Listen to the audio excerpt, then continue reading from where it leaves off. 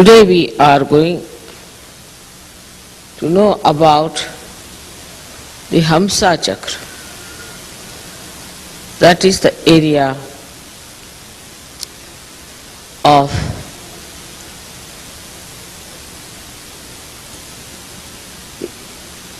between the two eyebrows, brukutis, they are called. This one is placed at the base of the brain.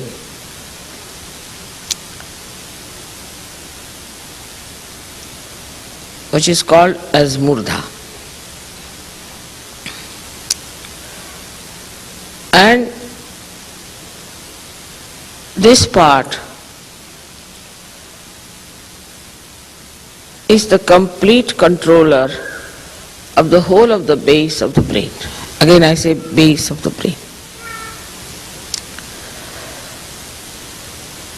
And that is a part of the Vishuddhi still.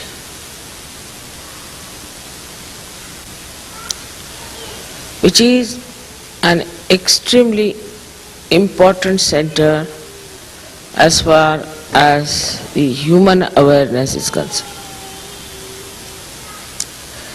Because these two nadis, Ida and Pingala, before entering into Agya and giving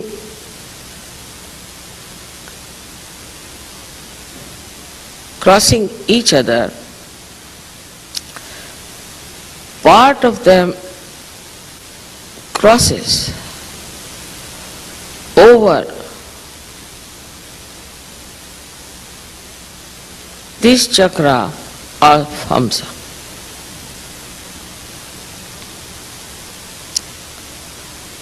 So when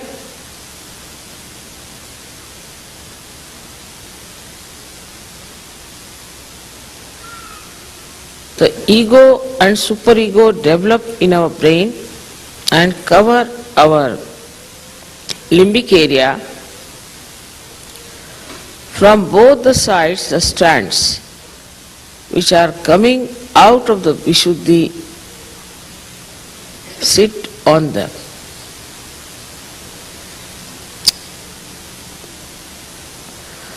So they also control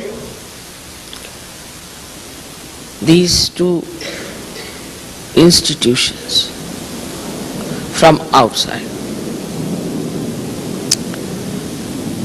For example, it crosses like this, goes up like that from Hamsa, and then some strands. Then the others go up again and cross like this and form ego and superego.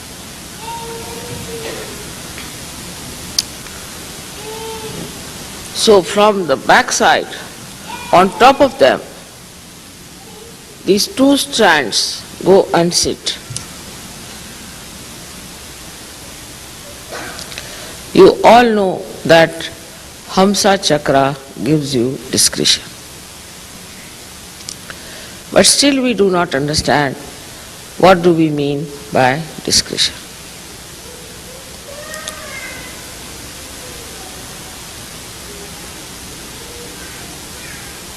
The first and the foremost important center within us is the Muladhara Chakra.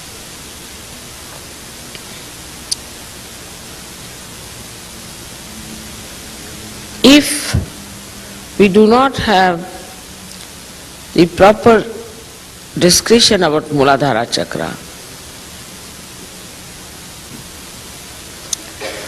we get into wilderness, I should say, or we open the doors of hell for ourselves.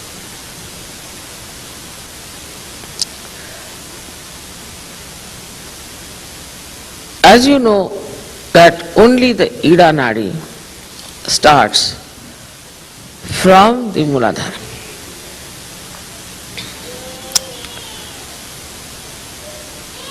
That means is the desire, power of desire within us starts from Muladhara. But it's not the mental, which is the Pingala Nadi, which starts from Muladhara, starts higher.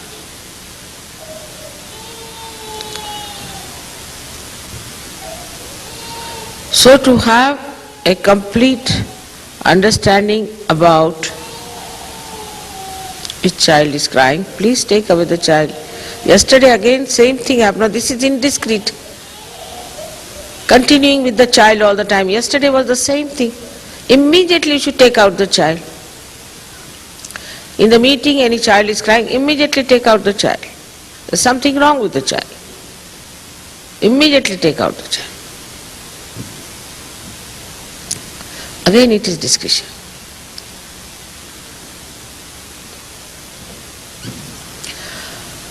So one thing one has to know, that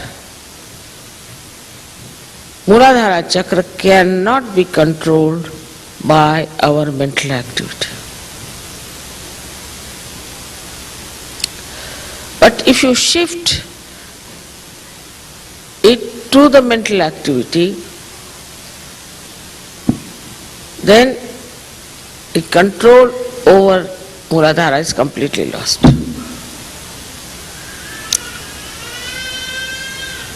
Apart from whatever has happened in the West, Muladhara chakra is all gone into the mental activity of human beings. It is so much discussed, talked, it is so much described, written down, so much read, so much put into our heads that it has become a mental activity. So Muladhara doesn't act spontaneously as it has to act. That's why there are problems that people cannot produce children.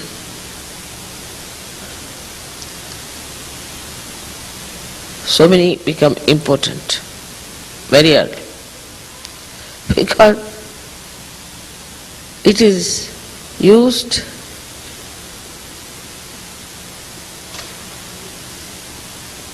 not by the power of desire but by mental activity. Shift. Now you see the light here. It's burning there because there is oil and there is a wick. It is burning. But instead of this oil, you put just water. Will it burn? It won't. Because water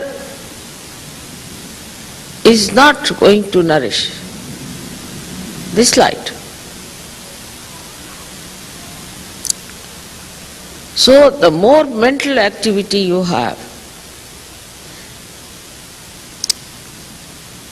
your Muladhara gets spoiled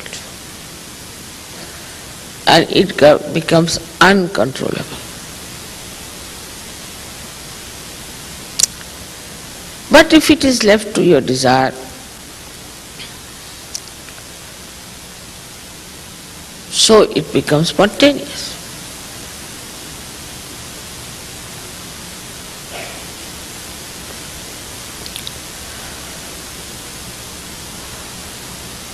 This is a fundamental principle that is missing in the Western thinking, I think.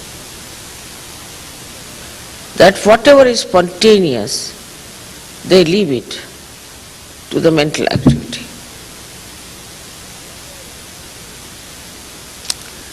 Wherever the mental activity is to be used, you should use mental activity, and wherever your desire and emotions are to be used, you must use your desire power.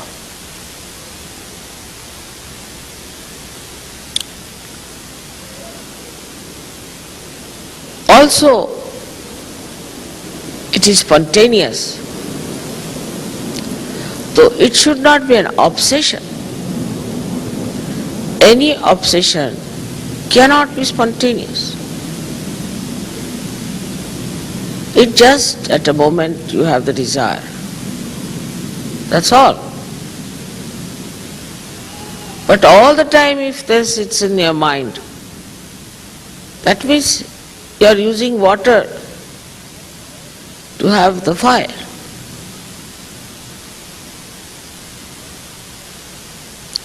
Same about the Swadhisthana chakra. Swadhisthana is for creativity. Anything you can create. You can create a sari, you can create a beautiful design, pattern, you can create a beautiful art or anything. But as soon as you put it on a mental level, it's finished.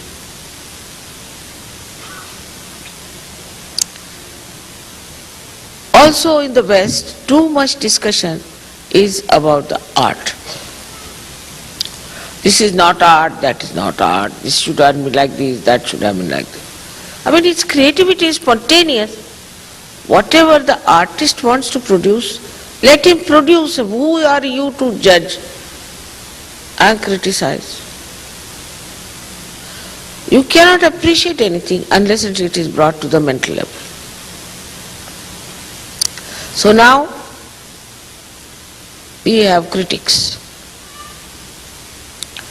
And the artists are not spontaneous, they are afraid, they only think, what will the critics say?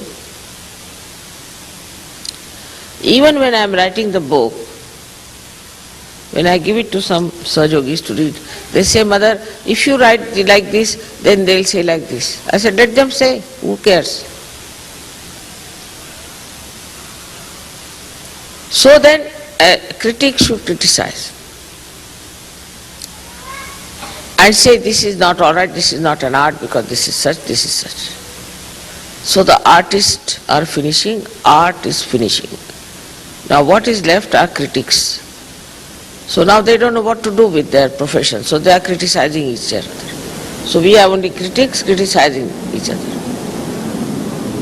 But there is no art now. What to criticize? And art has to be now made into money.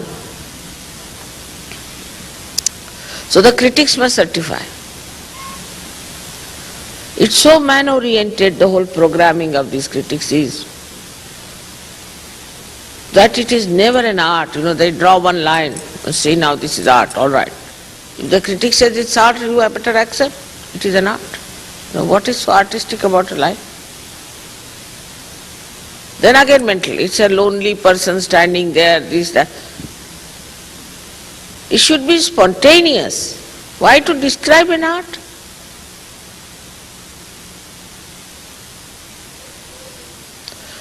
So the mental level is so alert and is all the time trying to see things according to certain norms.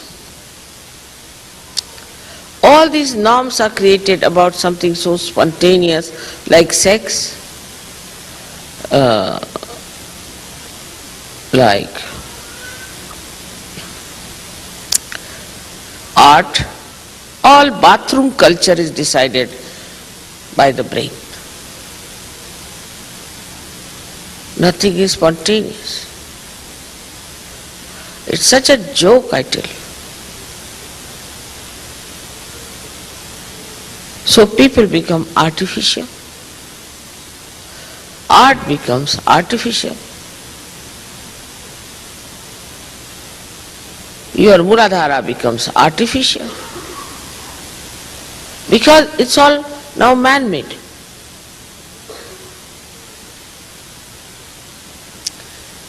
All the spontaneity is lost.